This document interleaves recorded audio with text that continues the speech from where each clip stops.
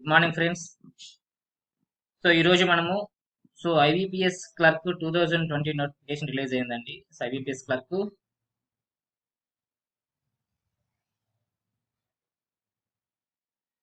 2020 notification release అయింది. So ఆ notification కి సంబంధించిన మనం కంప్లీట్ డీటెయిల్స్ ఈ వీడియోలో మనం డిస్కస్ చేద్దాం ఫ్రెండ్స్. ఓకేనా? సో కంప్లీట్ డీటెయిల్స్ అంటే వేకెన్సీస్ ఎన్ని ఉన్నాయి, ఏజ్ రిలాక్సేషన్ ఎంత, క్వాలిఫికేషన్ ఏంటి,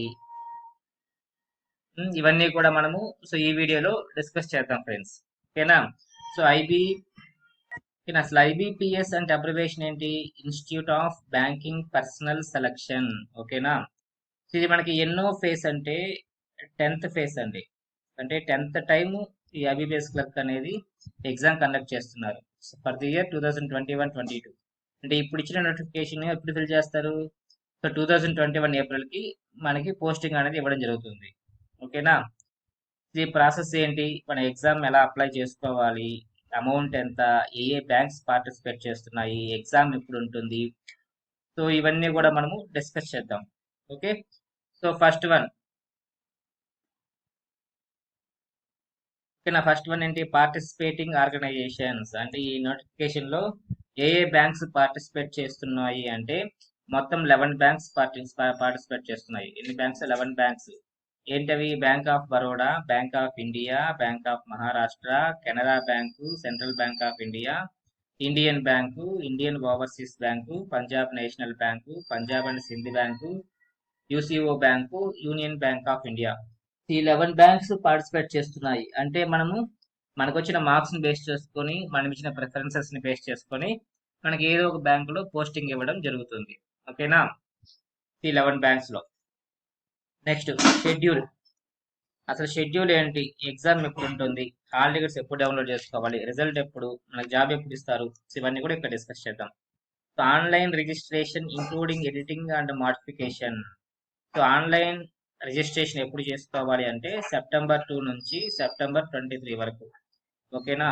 2 నుంచి 23 వరకు మనము అప్లై చేసుకునేయాలి. ఓకే, అంటే ఆల్రెడీ ఎగ్జామ్ అప్లై చేసుకోవడానికి డేట్ స్టార్ట్ అయింది. సో అప్ టు 23 వరకు మనం అప్లై చేసుకోవచ్చు. Next payment of application fee కూడా అప్లై చేసినప్పుడు కట్టేస్తాము కాబట్టి no problem. Next download of call letters for pre examination training.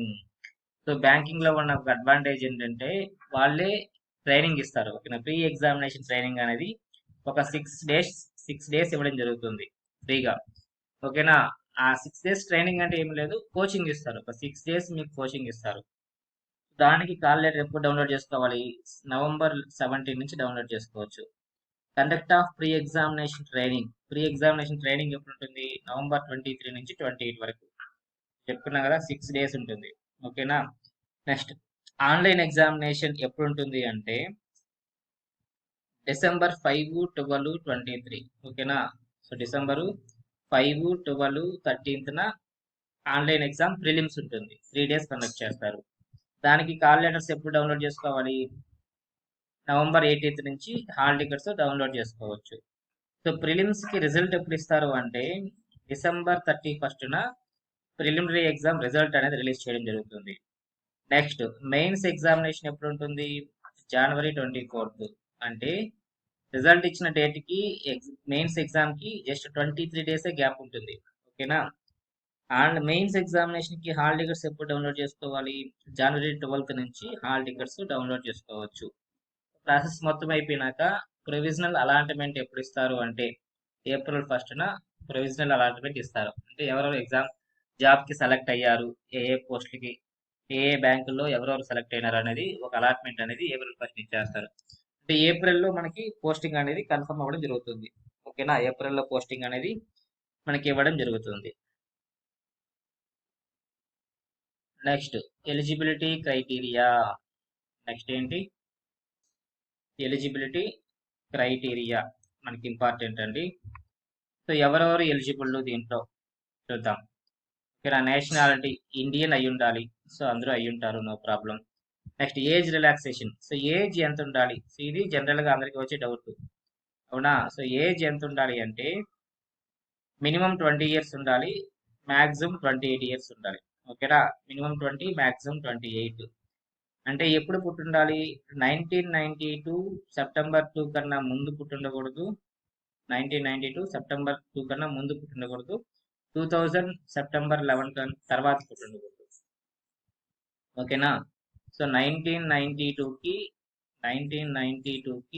2000కి మధ్యలోనే పుట్టుండాలి. ఇది జనరల్ కేటగిరీ వాళ్ళకు ఉండే ఏజ్ రిలాక్సేషన్. ఓకేనా? సో జనరల్ కేటగిరీ వాళ్ళకు ఉండే ఏజ్ రిలాక్సేషన్ 1992కి 2000 మధ్యలో పుట్టుంటే వాళ్ళు ఎలిజిబుల్. మినిమం ఏజ్ 20 ఇయర్స్ ఉండాలి, మ్యాక్సిమం 28 ఇయర్స్ ఉండాలి. నెక్స్ట్ రిజర్వేషన్ వైజ్ వస్తే, so scheduled caste, scheduled tribe అంటే ఎస్సీ ఎస్టీ వాళ్ళకి 5 ఇయర్స్ ఎక్స్ట్రా ఉంటుంది. అంటే 28 + 5 33 ఇయర్స్ వరకు వాళ్ళు అప్లై చేసుకోవచ్చు. Next OBC non creamy layer వాళ్ళు +3 ఇయర్స్ అంటే 31 ఇయర్స్ వరకు అప్లై చేసుకోవచ్చు. ఓకేనా? Next ex service men, widows, ఇవన్నీ కూడా జనరల్ థింగ్సే. నెక్స్ట్ చూడండి. ఓకేనా? ఏజ్ రిలాక్సేషన్ చూసాం కదా. సో జనరల్ కేటగిరీ వాళ్ళకి 20-28 ఇయర్స్ ఉండాలి. ఎస్సీ ఎస్టీ వాళ్ళకి 5 ఇయర్స్ ఎక్స్ట్రా ఉంటుంది. ఓబీసీ వాళ్ళకి 3 ఇయర్స్ ఎక్స్ట్రా ఉంటుంది. పర్సన్స్ విత్ డిజబిలిటీ వాళ్ళకి 10 ఇయర్స్ ఎక్స్ట్రా ఉంటుంది. అంటే 28 + 10 38 ఇయర్స్ వరకు వాళ్ళు అప్లై చేసుకోవచ్చు. ఓకేనా? Next educational qualification. ఇది కూడా మనకి ఇంపార్టెంట్ అండి. ఇది కూడా మనకి ఇంపార్టెంట్. ఎందుకు అంటే చూడండి ఏమి ఇచ్చాడు వాడు, a degree in any discipline from a university recognised by government of India. ఓకేనా? సో ఇది వాడిచ్చింది. సో ఎనీ డిగ్రీ అంటే, సో ఎనీ డిసిప్లైన్ అంటే ఏదైనా కావచ్చు. BA, BCom, BSc, BA, BCA, so ఏదైనా కావచ్చు. So no problem. కానీ ఇక్కడ ఇంకొక పాయింట్ ఇచ్చాడండి. ఇక్కడ ఒక పాయింట్ ఇచ్చాడు. సో అది మాత్రం ఒకసారి జాగ్రత్తగా చూడండి. సో ఏంటి అంటే operating and working knowledge in computer systems is mandatory. ఓకేనా? కంప్యూటర్ యూజ్ చేయడం అనేది తెలిసి ఉండాలి. అది ఖచ్చితంగా తెలిసి ఉండాలి అన్నాడు. ఎందుకు తెలిసి ఉండాలి? మనకు బ్యాంక్ జాబ్ వస్తే మనం చేయాల్సిన పని ఏంటి? సిస్టమ్ ముందుకు వచ్చినే వర్క్ మొత్తం చేయాల్సి ఉంటుంది. సో సిస్టమ్ ఆపరేటివ్ మనకి రాకపోతే మనకి జాబ్ ఇస్తారా? సో ఇవ్వరు. కాబట్టి కంప్యూటర్ అనేది మనకి ఖచ్చితంగా తెలిసి ఉండాలి. సో మనకి తెలుసో తెలియదో వాళ్ళకి ఎలా తెలుస్తుంది? ఇక్కడ ఒక పాయింట్ ఇచ్చాడు చూడండి. So candidates should have certificate or diploma or degree in computer operations language, should have studied computer or information technology as one of the subjects in higher school, college or institute. ఒకవేళ మీరు డిగ్రీలో computer కానీ చదవకుండా ఉంటే, ఓకేనా? ఒకవేళ మీరు డిగ్రీలో కానీ కంప్యూటర్ సబ్జెక్ట్ చదవకుండా ఉంటే మీరు సపరేట్ కోర్స్ అయినా చేసి ఉండాలి. ఒక సర్టిఫికెట్ కోర్స్ అయినా చేసి ఉంటేనే మీకు జాబ్ ఇవ్వడం జరుగుతుంది. అంటే డాక్యుమెంట్ వెరిఫికేషన్ ఇవన్నీ చూస్తారండి. ఓకేనా? మీ కంప్యూటర్ ఉందా లేదా, ఒక డిగ్రీలో మీ కంప్యూటర్ లేకపోతే బయట ఇన్స్టిట్యూట్లో ఏమైనా సర్టిఫికెట్ కోర్స్ చేస్తారని చూస్తారు. మీ కంప్యూటర్ లాంగ్వేజ్లో సర్టిఫికెట్ లేకపోతే మీరు ప్రిలిమ్స్ మెయిన్స్ అన్ని క్వాలిఫై కూడా వేస్ట్ అయిపోతుందండి. అది కూడా ఒకసారి చూసుకొని అప్లై చేయండి.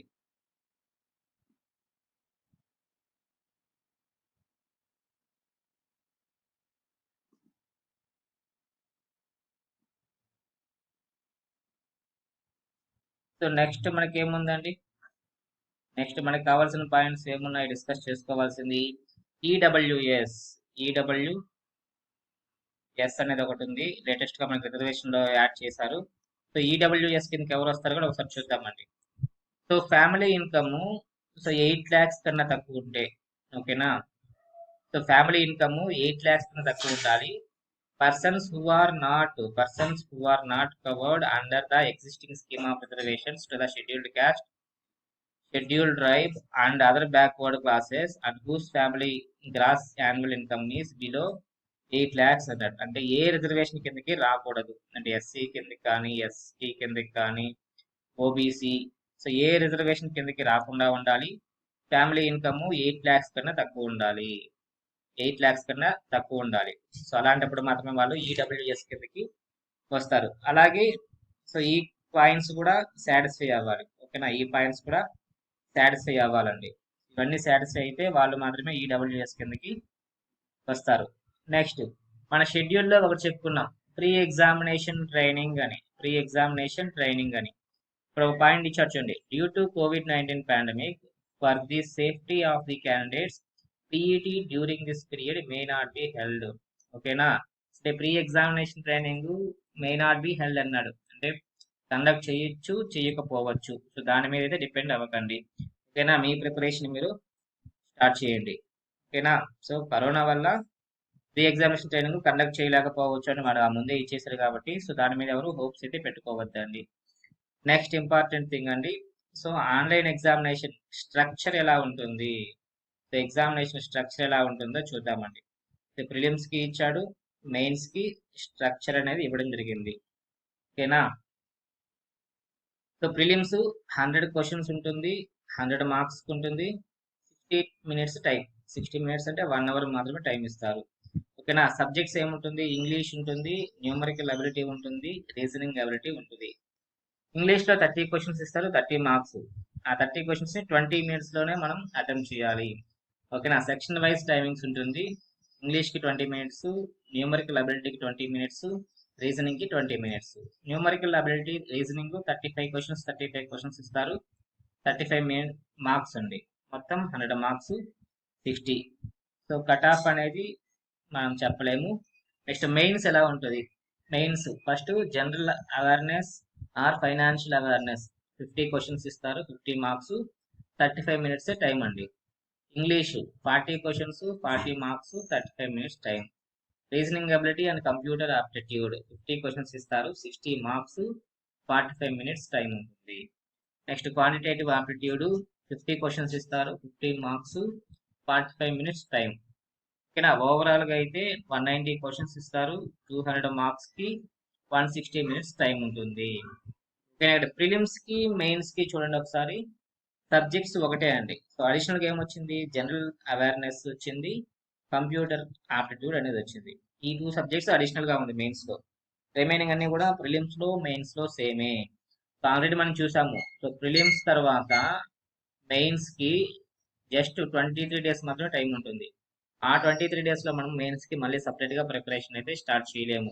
కాబట్టి ఇప్పటి నుంచి మీరు ఏం చేస్తారు, సో ప్రిలిమ్స్ కి మెయిన్స్ కి కలిపి ఒకేసారి ప్రిపేర్ అయితే మాత్రమే మీకు జాబ్ కొట్టే ఛాన్సెస్ ఎక్కువ ఉంటుంది. ఓకేనా, అది కూడా ఒకసారి చూసుకోండి. సో ప్రిలిమ్స్ క్వాలిఫై అయిపోయినాక మళ్ళీ చూద్దాం అనుకుంటే చూస్తూనే ఉండాలి. ఓకేనా, సో ప్రిలిమ్స్ ని దృష్టిలో పెట్టుకోకుండా మెయిన్స్ ని దృష్టిలో పెట్టుకుని మాత్రమే మీ ప్రిపరేషన్ అనేది ఉండాలి. సో లేకపోతే మీ జాబ్ కొట్టే ఛాన్సెస్ చాలా చాలా తగ్గిపోతుంది. సో అది కూడా చూసుకొని ప్రిపరేషన్ స్టార్ట్ చేయండి. Next wrong answers, penalty for wrong answers. So ఇది కూడా మనకి ఇంపార్టెంట్. ఓకేనా, సో ఎంత పెనాల్టీ, ఎంత 1/4 ఆర్ 0.5 మార్క్స్ అనేది కట్ అవ్వడం జరుగుతుంది. అంటే 1 క్వశ్చన్ మీరు రాంగ్ గా పెడితే 0.25 మార్క్స్ కట్ చేస్తారు, ఆర్ 1/4 మార్క్స్ కట్ అవుతుంది.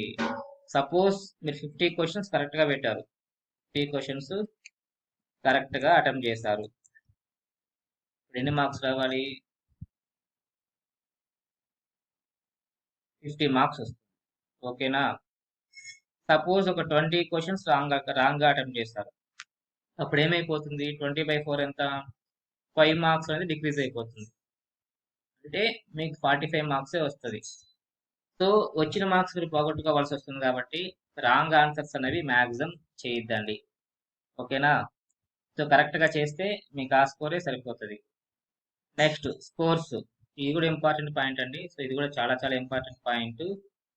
సో ఏమి ఇచ్చారో చూద్దాం. The corrected scores obtained by each of the candidates for different sessions will be normalized using equipercentile method. ఓకేనా, నార్మలైజేషన్ అనేది మనకి ఎగ్జామ్ లో ఇచ్చారండి. సో నార్మలైజేషన్ వల్ల యూజ్ ఏంటి, సో కొన్ని సెషన్స్ ఎగ్జామ్ ఈజీగా ఉంటుంది, కొన్ని సెషన్స్ డిఫికల్ట్ గా ఉంటుంది. సో డిఫికల్ట్ గా ఉన్న వాళ్ళు లాస్ అయిపోతారు, ఈజీగా ఉన్న వాడికి జాబ్ వచ్చేస్తుంది. ఓకేనా, ఈ పాయింట్ ని దృష్టిలో పెట్టుకొని వాడు నార్మలైజేషన్ అనేది ఇంట్రడ్యూస్ చేయడం జరిగిందండి. సో డిఫికల్ట్ గా ఉన్న వాడికి కూడా ఏమవుతుంది, నార్మలైజేషన్ వల్ల కొంచెం మార్క్స్ ఇంక్రీజ్ అయ్యి సో అందరికీ న్యాయం జరుగుతుంది. ఓకేనా, సో అందరికీ న్యాయం జరుగుతుంది. కాబట్టి నార్మలైజేషన్ కూడా ఉంది. కాబట్టి మీరు క్వశ్చన్ పేపర్ డిఫికల్ట్ గా వచ్చిందని ఫీల్ అవ్వాల్సిన పని లేదు. సో క్వశ్చన్ పేపర్ డిఫికల్ట్ గా వస్తే మీకే అడ్వాంటేజ్, ఎందుకంటే మార్క్స్ అనేది నార్మలైజేషన్ వల్ల పెరుగుతుందండి. నెక్స్ట్ అండి, next cut off score, cut off ఎలా ఉంటుందో చూద్దామండి.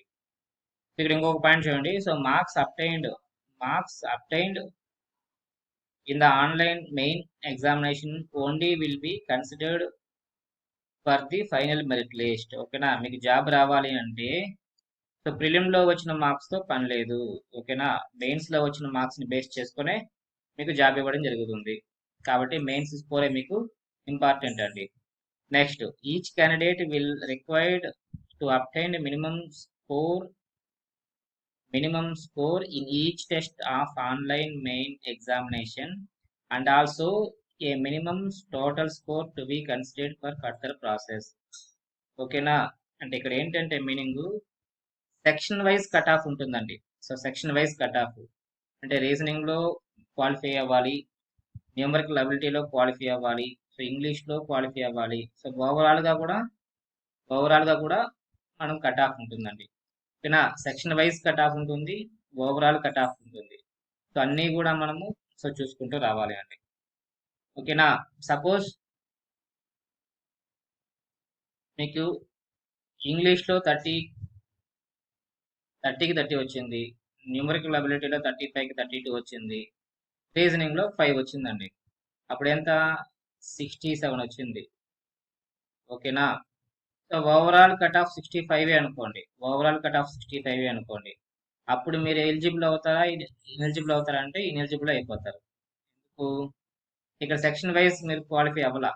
రీజనింగ్ న్యూమరికల్ అబిలిటీలో క్వాలిఫై అయ్యారు కానీ రీజనింగ్లో క్వాలిఫై అవ్వలేదు కాబట్టి మీరు ఓవరాల్గా క్వాలిఫై అయినా కూడా ఫైనల్గా డిస్క్వాలిఫై అయిపోతారు. ఓకేనా, సో సెక్షన్ వైజ్ క్వాలిఫై అవ్వాలి, ఓవరాల్గా కూడా కట్ ఆఫ్ మార్క్స్ తెచ్చుకోవాలి. సో లేదు అంటే వేస్ట్ అయిపోతుందండి. నెక్స్ట్ మనం డిస్కస్ చేసుకోవాల్సిన పాయింట్స్ ఇంకేమున్నాయండి?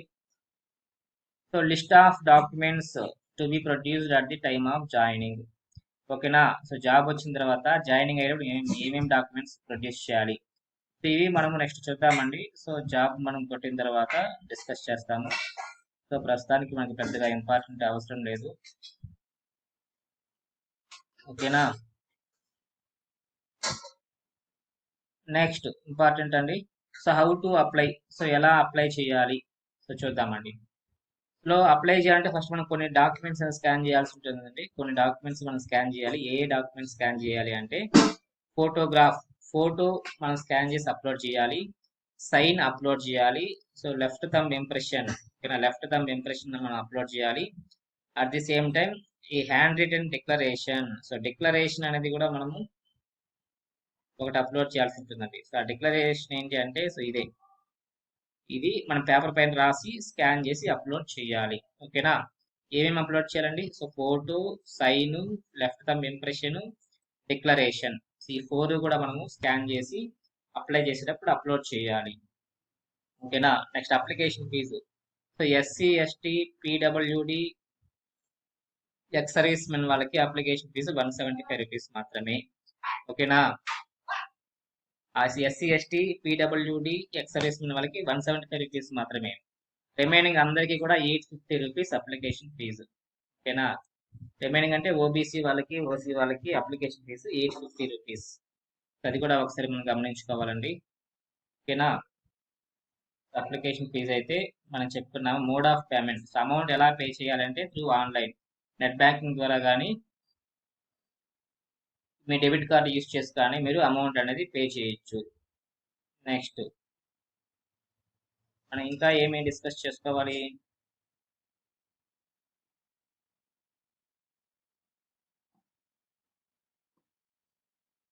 వ్యాకెన్సీస్ అండి, so important. So total vacancies ఎన్ని ఇచ్చారు? బ్యాంక్ వైజు, మనం state wise, reservation wise discuss చేద్దాము. సో మనకి ఏమేమి కావాలండి? సో ఆంధ్రప్రదేశ్ చూద్దాం. ఇక్కడ అప్లై చేసినప్పుడు మనము ఏ స్టేట్ కైనా అప్లై చేసుకోవచ్చు. So no problem. ఓకేనా, మన ఇండియాలో ఏ స్టేట్ కైనా అప్లై చేసుకోవచ్చు. కాకపోతే అక్కడ లోకల్ లాంగ్వేజ్ తెలిసి ఉండాలి. ఓకేనా, పాయింట్ ఏమి ఇచ్చారు? అక్కడ లోకల్ లాంగ్వేజ్ తెలిసి ఉండాలి అంటే రీడింగ్ తెలిసి ఉండాలి, రైటింగ్ తెలిసి ఉండాలి, స్పీకింగ్ తెలిసి ఉండాలి. ఈ 3 తెలుసుంటే మనం ఏ స్టేట్లో అయినా అప్లై చేసుకోవచ్చు. సో జనరల్గా మనం ఎక్కడ అప్లై చేసుకుంటా ఉంటాము? ఏపీలో అప్లై చేసుకుంటాము, తెలంగాణలో అప్లై చేసుకోవచ్చు, తెలుగు వచ్చు కాబట్టి. సో కర్ణాటక, తమిళనాడులో కూడా అప్లై చేసుకుంటారు కొంతమంది. ఓకేనా, కర్ణాటక తమిళనాడులో కూడా అప్లై చేసుకుని కొంతమంది ఉంటారు కాబట్టి ఈ 4 స్టేట్స్ లో వేకెన్సీస్ ఎన్ని ఇచ్చారో చూద్దామండి. ఓకే, ఫస్ట్ ఏపీలో చూద్దాం. బ్యాంక్ ఆఫ్ బరోడా ఏమీ లేవు. బ్యాంక్ ఆఫ్ ఇండియాలో అన్రిజర్వేషన్ లో 3 ఉంది, టోటల్ గా 3. బ్యాంక్ ఆఫ్ మహారాష్ట్రలో ఓబీసీకి 1 ఇచ్చాడు, అన్రిజర్వేషన్ 3 ఇచ్చాడు. సో ఓవరాల్ గా 4 vacancies. Punjab and Sindh bank ఎక్కడ ఏమీ లేదండి. యూసీఓ బ్యాంకులో 1 ఇచ్చాడు, ఎస్సీకి 1, ఎస్టీకి 1, అన్రిజర్వేషన్ 1, మొత్తం 3 పోస్టులు. చూడండి, సో ఓవరాల్ గా ఎన్ని పోస్టులు అండి? సో ఎస్సీకి 1, ఎస్టీకి 1, ఓబీసీకి 1, అన్రిజర్వేషన్ లో 7, ఓవరాల్ గా 10 వేకెన్సీస్ ఇచ్చాడు. ఓకేనా, ఆంధ్రప్రదేశ్ రాష్ట్రం మొత్తానికి ఎన్ని పోస్టులు ఉన్నాయండి? కేవలం 10 పోస్టులు మాత్రమే ఉన్నాయి. ఓకేనా, అది చూసుకొని మీరు అప్లై చేసుకోవాల్సి ఉంటుంది. సో తొందరపడైతే అప్లై చేయొద్దండి, ఎందుకంటే పోస్టులు అనేది చాలా తక్కువ ఉన్నాయి. సో దాని దృష్టిలో పెట్టుకొని మీరు బాగా ప్రిపేర్ అయ్యి మీరు జాబ్ కొట్టగలమన్న నమ్మకం ఉంటే మాత్రమే అప్లై చేసుకోండి. లేదంటే మనీ వేస్ట్, టైం వేస్ట్ కాదు, ప్రిపరేషన్ వేస్ట్ కాదు, ఇంకో ఎగ్జామ్స్కి యూజ్ అవుతుంది. సో మనీ వేస్ట్ అవుతుంది కాబట్టి సో మీ మీద మీకు హోప్ ఉంటే అప్లై చేసుకోండి. సో లేదు అంటే నెక్స్ట్ నోటిఫికేషన్ కోసము వెయిట్ చేయొచ్చు. ఓకేనా, అది మీ చాయిస్ అండి. సో ప్రిపరేషన్ బాగా ఉంటే మీరు ఒక్క పోస్ట్ పైన కొట్టచ్చండి. సో దాంట్లో మీకు డౌట్ అవసరం లేదు. ఒకే పోస్ట్ పడింది కదా, 2 పోస్టులే ఉన్నాయి కదా, మనం ఎక్కడ కొట్టగలం అనుకోవద్దండి. సో ఒక్క పోస్ట్ ఉన్నా కూడా అప్లై చేసుకున్న వాళ్ళలోనే ఎవరికో ఒకరికి ఆ పోస్ట్ ఇస్తారు, అది మీకే కూడా రావచ్చు. కాబట్టి అప్లై చేసుకోండి, మ్యాక్సిమం అప్లై చేసుకోండి. ప్రిపరేషన్ స్ట్రాంగ్గా ఉండాలి. ఓకేనా, మేము సరిగ్గా ప్రిపేర్ కాకుండా జాబ్ కొట్టేస్తామంటే కుదరదు. ప్రిపరేషన్ అనేది ఖచ్చితంగా స్ట్రాంగ్గా ఉండాలి. అలాంటి సందర్భాల్లో మాత్రమే మనకి జాబ్ కొట్టే ఛాన్సెస్ ఎక్కువ ఉంటుంది. సో అది కూడా చూసుకోండి.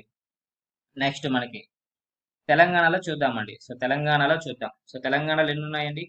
ఎస్సీకి 3 పోస్టులు, ఎస్టీకి 1, ఓబీసీకి 1, ఈడబ్ల్యూఎస్ 1, అన్రిజర్వేషన్ 10, ఓవరాల్గా 20 వేకెన్సీస్ ఉన్నాయి. సో తెలంగాణలో ఎన్ని ఉన్నాయి?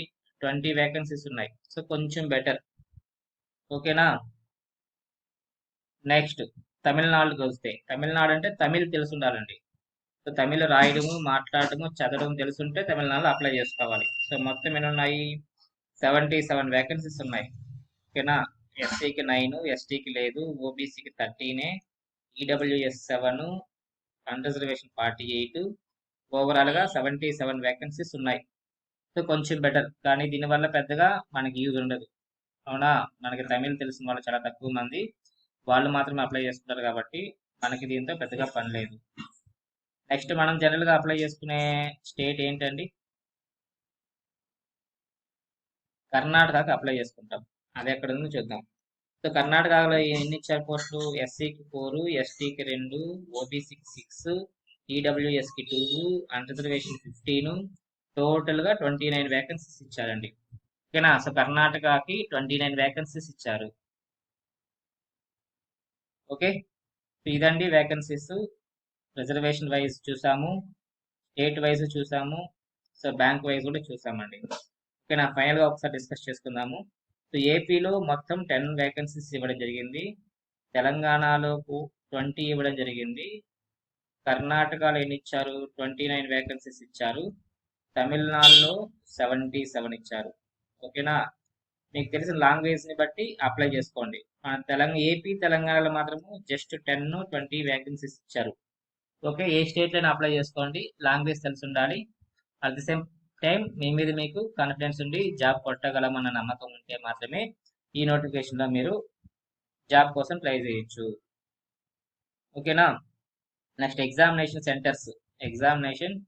సెంటర్స్. సో ఆంధ్రప్రదేశ్లో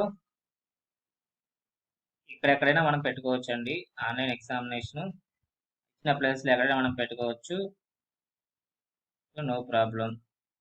నెక్స్ట్ డాక్యుమెంట్స్ అప్లోడ్ చేయడానికి గైడ్లైన్స్ ఇచ్చారండి. ఇక్కడ డాక్యుమెంట్స్ అప్లోడ్ చేయడానికి గైడ్లైన్స్ ఇచ్చారు. ఫోటో ఇమేజ్ ఎలా ఉండాలండి? 20 to 50 KB మధ్యలో ఉండాలి. ఓకేనా, ఫోటో 20 KB నుంచి 50 KB మధ్యలో ఉండాలి. Signature, left thumb impression, declaration ఎలా ఉండాలంటే 10 to 20 KB మధ్యలో ఉండాలి. ఓకేనా, 10, 20 KB మధ్యలో ఉండాలి. ఓకే, ఇక్కడ చూడండి లెఫ్ట్ థంబ్ ఇంప్రెషన్ డిక్లరేషన్ ఏ ఫార్మాట్ లో ఉండాలండి? జేపీజీ లేదా జేపీఈజీ ఫార్మాట్ లో ఉండాలి. జేపీఈజీ ఫార్మాట్ లో ఉండాలి. ఓకేనా?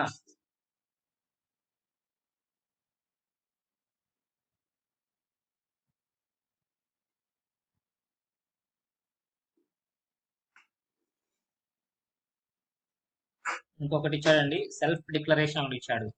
సెల్ఫ్ డిక్లరేషన్ ఒకటి ఇచ్చాడండి ఎగ్జామ్ హాల్కి వెళ్ళేటప్పుడు. సో దీన్ని కూడా తీసుకెళ్ళండి. సో ప్రాబ్లమ్స్ ఫేస్ చేయకుండా ఉంటారు.